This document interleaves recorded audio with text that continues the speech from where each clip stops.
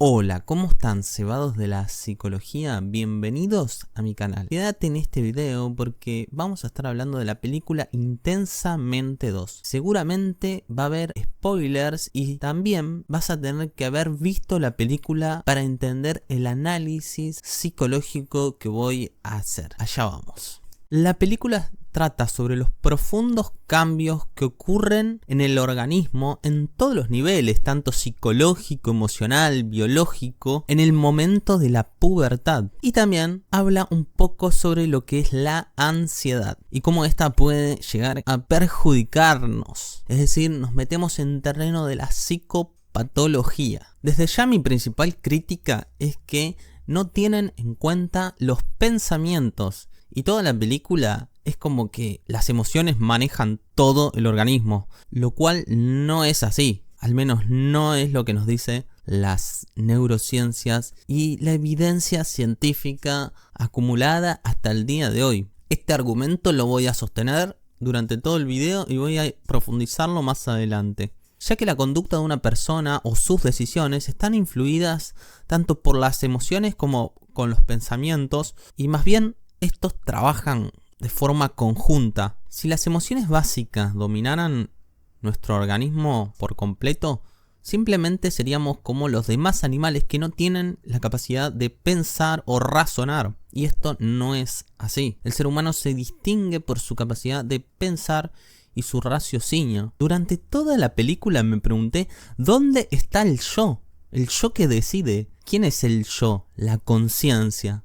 El que toma las decisiones. Me gustó mucho cómo abordaron el tema de las emociones secundarias y cómo explican que estas son necesarias para responder a un nuevo ambiente social. La culpa de que aparezca ansiedad la tuvo alegría en realidad, porque hubo varios momentos en los que ella intervino, generó una respuesta no tan buena del ambiente para Riley. De hecho, la castigaron. Esto da cuenta de cómo podemos ir aprendiendo de los errores y cómo necesitamos tal vez a veces emociones un poco más complejas para responder a nuevos ambientes. Es decir, el aprendizaje que ocurre y la gama de herramientas que tenemos se va sofisticando a lo largo de la vida, ya que la vida se vuelve más compleja y requiere de nuevas emociones, nuevas habilidades. Básicamente no podemos ir respondiendo como niños cuando somos adultos, ¿no? Imagínense largarse a llorar en cualquier momento cuando pasa cualquier cosa, como cuando éramos niños o cuando no tenemos lo que queremos y nos ponemos a llorar. Completamente desadaptativo, ¿no? Entonces el aprendizaje número 1 es: hay que aprender a tolerar todas las emociones. Y hay emociones que tal vez son un poquito más desagradables, entre comillas. No me gusta ponerle ese tipo de calificativos porque para mí las emociones simplemente son y punto. Luego viene el calificativo que uno le da. Pero supongamos que son un tanto más incómodas o emociones que tal vez rechazamos o no queremos tener, pero son igualmente necesarias. Entonces, en este contexto de alta incertidumbre en el que se encuentra Riley, que no sabe si va a poder seguir viendo a sus amigas y en el que tiene que conocer nuevas personas y tiene nuevos desafíos, ansiedad toma el control de la situación, que es lo que suele pasar cuando tenemos escenarios futuros que no sabemos qué es lo que va a pasar. Te digo un secreto de la ansiedad, que en general las predicciones que hace no se cumplen. Alegría junto con las demás emociones termina siendo reprimida. ¿Esto qué significa? La represión es todo lo que el sujeto rechaza, todo lo que le parece dolorosamente inaceptable y que no quiere ver. Se encuentra junto con otros recuerdos y otras cosas que estaban también siendo reprimidas. Esto lo tenemos que diferenciar de la memoria a largo plazo, que está muy bien descripta en la película, cuando Alegría envía los recuerdos de Riley a través del tubo ese y que se va, bueno, ahí envía esos recuerdos negativos de Riley que le parecen tristes, los manda a la memoria a largo plazo y al inconsciente, diría yo. Hicieron esta diferencia entre memoria a largo plazo y represión como dos cosas distintas. ¿Qué podemos aprender de esto? Que hay muchos aspectos de nuestra personalidad o de nuestra historia personal que los tapamos como si no existieran. Por ejemplo, siendo adulto hay partes de la infancia, partes de la adolescencia que no están bien integradas en tu personalidad actual y que bien podrían estarlo, ¿no? No hay ninguna contradicción en traer esos recuerdos y que se adapten a tu personalidad o a tu yo adulto. Por ejemplo, a mí si me gusta Dragon Ball Z, puedo coleccionar figuritas o objetos relacionados con esta serie y no por eso soy menos adulto, ¿se entiende? Pero como nos parece que somos tontos o tengamos algún prejuicio, algún pensamiento sobre esos temas, los reprimimos. Aunque la represión no es algo del todo consciente, sino más bien un mecanismo de defensa que opera de forma inconsciente. No es que conscientemente uno dice, bueno, voy a reprimir esto, voy a reprimir lo otro, ¿no? Es un mecanismo que simplemente sucede. Me gustó mucho la parte de las islas. ¿Qué son? Son los valores. Es lo que nos parece importante, los distintos aspectos de nuestra vida. Por ejemplo, la vida familiar, la vida social, la salud física, la espiritualidad, todo eso pueden ser islas y cada una cumple una función para el bienestar psicológico o general de la persona. Estamos tan integrados a veces con el entorno que no nos damos cuenta lo importante que es. Es decir, somos peces adentro de un océano y no nos damos cuenta que estamos nadando en ese océano y que estamos completamente integrados, casi que no hay en realidad una separación entre yo y el mundo, entre yo y lo que sucede. Si se cae uno de estos aspectos que para nosotros es importante, nuestra vida psíquica, nuestra salud mental puede tranquilamente decaer. Me pareció genial que, no sé si se dieron cuenta, pero ansiedad tenía dos habilidades, básicamente ver el futuro, entre comillas, ese futuro probabilístico, y la capacidad de poner objetivos, que ahí fue cuando se pudrió todo, básicamente, cuando puso los 3 objetivos de hacer los 3 goles. Me gustó porque Riley se obsesionó completamente con eso. Y claro, ahí está el gran aprendizaje. Cuando pensamos que nuestros objetivos lo son todo, que nuestra identidad, lo que somos, nuestra personalidad, gira en torno a un resultado, a un gol, por ejemplo, en este caso. Así conseguimos tal o tal cosa. Y no, sí estuvo bueno cuando Riley se levantaba más temprano a entrenar. Lo hacía con la ansiedad eso. La ansiedad la hacía entrenar y ahí tenía como un poco más de funcionalidad. Pero ahora, si vos no dormís en toda la noche y después encima seguís entrenando, es bastante disfuncional. Pero sí la ansiedad tiene ese impulso a llevarnos a hacer cosas. Es decir, cuando nos ponemos objetivos, estos objetivos no tienen que venir desde la ansiedad, desde la desesperación. Está bien ponerse objetivos. El problema es cuando la ansiedad está poniendo esos objetivos. Cuando pensamos que si no logramos ese objetivo se destruye el mundo, se termina absolutamente todo.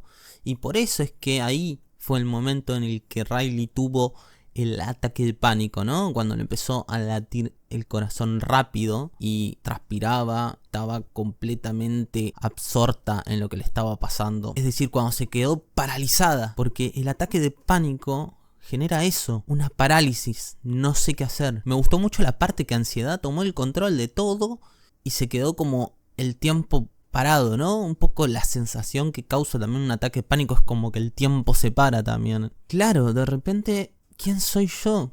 ¿Qué pasó? Se desintegró la personalidad. Solo existe este ataque de pánico. Fíjense cómo tanto alegría como ansiedad cometieron el mismo error, que fue creer que podían formar la personalidad de Riley. Creer que podían armar el árbol ese que estaba lleno de creencias. Porque alegría hizo lo mismo que ansiedad. Desechó los recuerdos negativos, las creencias negativas, o que ella consideraba negativas, y solo dejó las buenas. Y la realidad no es así. Es decir, la vida tiene aspectos incómodos, desagradables, situaciones que nos van a hacer llorar, que nos van a hacer poner mal, situaciones que nos van a generar todo tipo de emociones. Pero si no observamos, si no vemos eso, estamos dejando de lado un aspecto de la vida. y el choque con la realidad va a ser mucho, mucho más fuerte, que es lo que le pasó a Riley. El choque con la realidad es fuertísimo, porque si te la pasaste ignorando todo ese aspecto más oscuro de la vida, más oscuro de la realidad, claro, el día que te choques, te chocás fuerte. Ey, que el día que te sacaste un 2 o un 1 en un examen y haberte sentido mal, haber sentido tristeza, bronca, haber sentido culpa, está perfecto. Eso te sirvió para aprender, para saber que no querías volver a sentirte así y que tenías que estudiar, que tenías que ponerte las pilas, que tenías que leer más, capacitarte más. Para todo eso te sirvió. Todas las experiencias sirven y somos nosotros los que decimos no quiero tener esta experiencia. No importa si querés o no, ten esa experiencia porque algo te va a dejar. Un aprendizaje te va a dejar. Otra forma de verlo es, ¿qué queremos? ¿Ser alegres toda la vida? No es posible. No es posible estar todo el tiempo alegre. Entonces básicamente la interacción de el ser humano con su entorno es muy compleja. Y en última instancia, aunque no queramos reconocerlo, estamos en este mundo intentando sobrevivir. Y para eso está la ansiedad.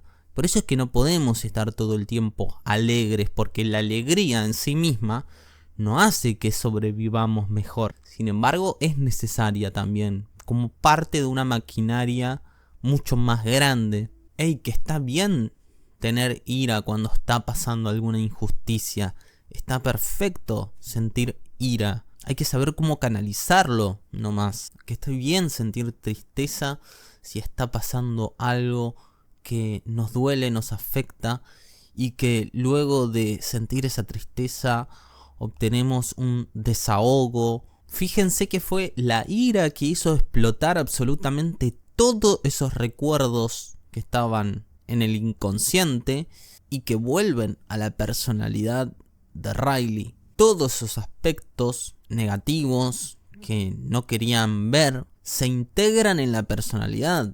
Y cuando Alegría se da cuenta y saca el árbol que ella puso, surge la verdadera voz, la verdadera Riley, con sus virtudes y sus defectos, con sus contradicciones, sí, esas contradicciones que tanto nos molestan a los seres humanos, esa disonancia cognitiva que se genera cuando encontramos las paradojas y las contradicciones de la vida misma. Y qué bajón tener que vivir con esas incongruencias. Qué bajón tener que vivir con esa disonancia cognitiva. Pero lo siento, es así. Así de compleja es la vida. Y no es como nos las quieren pintar los partidos políticos, negro o blanco, bueno o malo. Como nos la quieren pintar las ideologías políticas. Somos buenos y somos malos a la vez. A veces hacemos cosas que no nos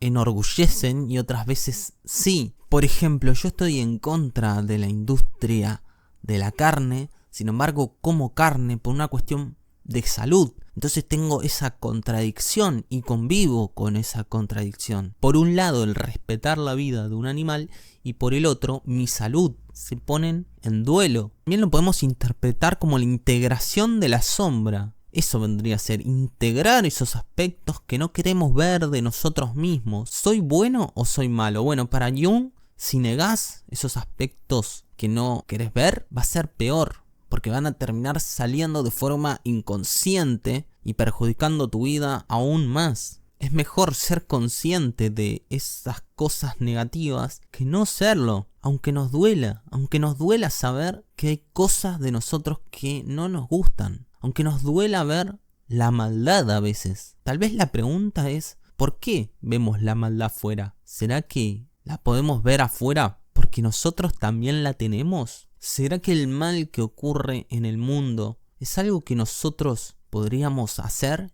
y por eso nos conmueve? Nos conmueve porque nosotros podríamos hacerlo, pero decidimos conscientemente no hacerlo. Y sí, hasta acá todos están diciendo lo mismo. No, yo soy bueno, solo hay cosas lindas, solo cosas positivas y hermosas en mi ser. Y te estás mintiendo. Y acá la gran pregunta que me hice yo fue, ¿dónde está Riley? ¿Cuál es la voz real entonces?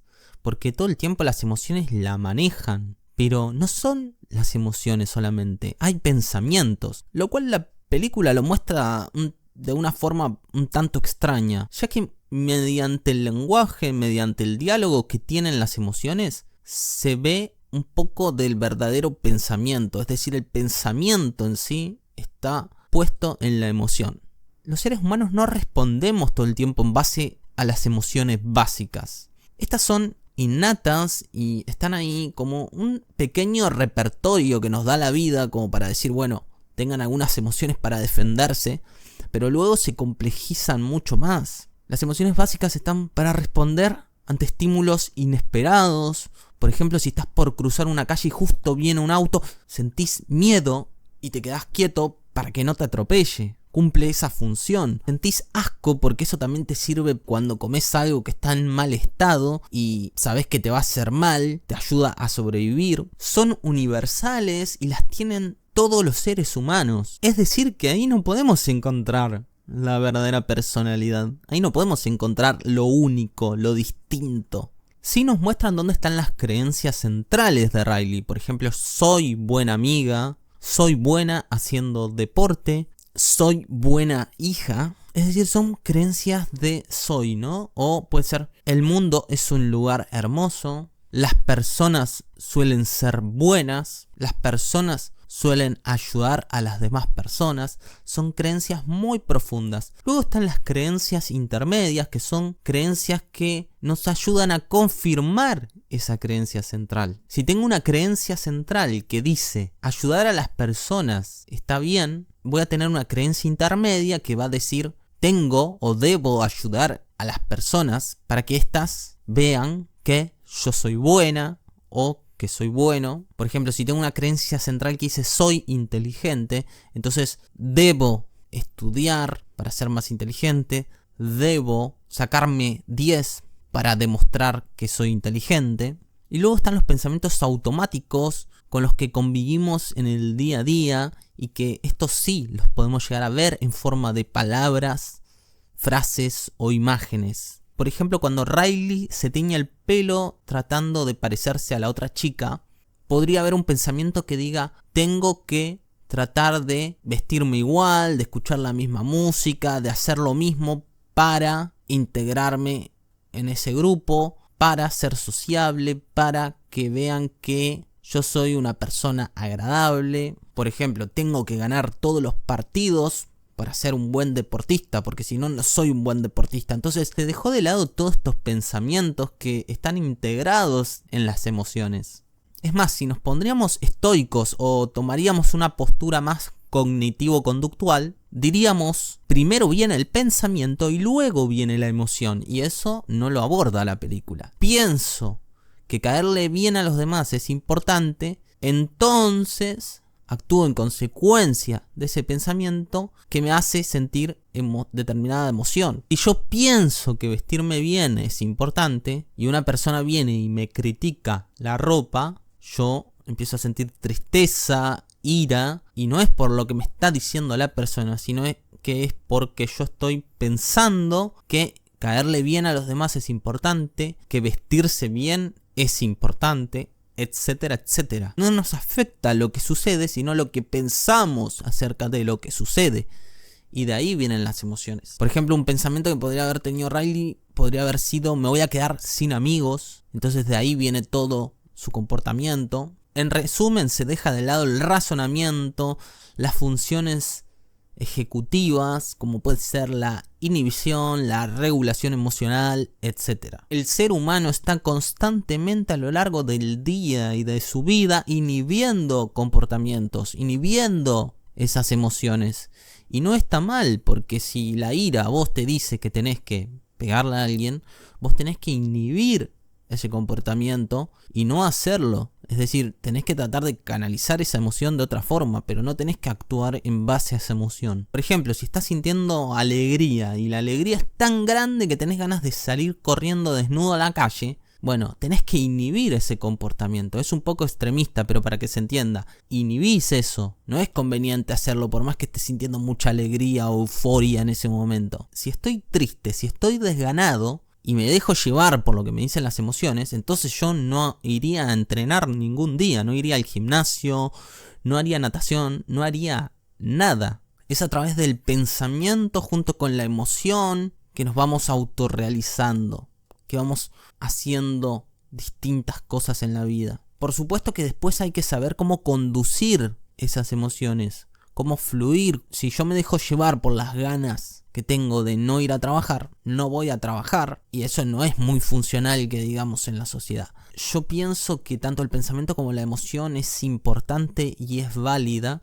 Tiene que ver con una comunicación entre ambas. Suceden las dos al mismo tiempo en realidad. Lo que pasa es que no vemos estos pensamientos, no nos damos cuenta de que estamos pensando este tipo de cosas y que por eso nos sentimos de determinada manera. Como conclusión, la ansiedad puede bloquearnos, puede hacer que no respondamos tampoco de forma correcta al ambiente y que cada emoción tiene que estar en su justa medida, en su justo momento. Me gustó cómo al final de la película terminan escuchando lo que dice ansiedad, ya que es importante, pero tratan de relajarla. A veces cuando estamos en una situación muy estresante o muy compleja y la ansiedad se apodera de nosotros, termina generando el efecto contrario de lo que queremos. Termina empeorando la situación, cuando en realidad sería mejor que aparezcan otras emociones, tomarnos esos momentos para descansar, para estar un poco